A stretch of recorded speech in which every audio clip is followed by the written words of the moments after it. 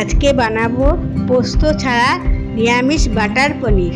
তার জন্য লাগবে কিশমিশ, কাজু বাদাম, টক দই, শুকনো লঙ্কা, এলাচ, দারচিনি, পনির আর বাটার।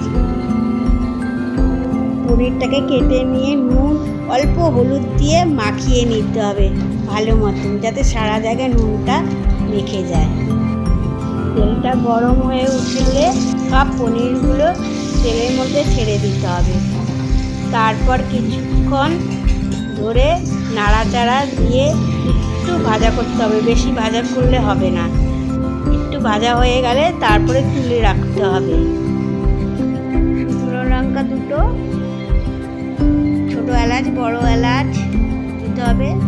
তারপরে একটা দারচিনি দিতে হবে, দিয়ে ভালো মতো নাড়াচাড়া দিতে হবে। তার মধ্যে টক দই ফেটানো নুন দিয়ে আর একটু ফেটিয়ে ওটা কড়াইয়ের মধ্যে ছেড়ে দিলাম।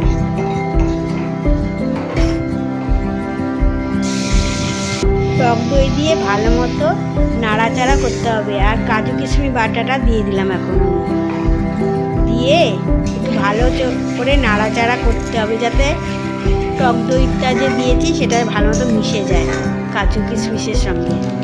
তারপরে কাশ্মীরি লঙ্কার গুঁড়ো দিলাম অল্প। যখন ফুটে উঠবে টকবক করে, তখন পনিরগুলো দিয়ে দিলাম। আবার ভালো মতো নাড়াচাড়া করতে হবে যতক্ষণ ভালো মতো না ফুটে ওঠে জিনিসটা, এটা মাখা মাখা হবে। তারপর একটু চিনি দিলাম, যার যার মতো স্বাদ মতো সে দেবে। টক দই দেওয়াতে একটু চিনি দিলাম, যে টক হবে তার জন্য। ভালো মতো নাড়াচাড়া করে একটু মাখো মাখো হবে এটা। তারপরে বাটার দেব, লাস্টে বাটারটা দিতে হয় যাতে ভালো টেস্ট আসে। নিরামিষ আজকের বাটার পনির তৈরি হলো।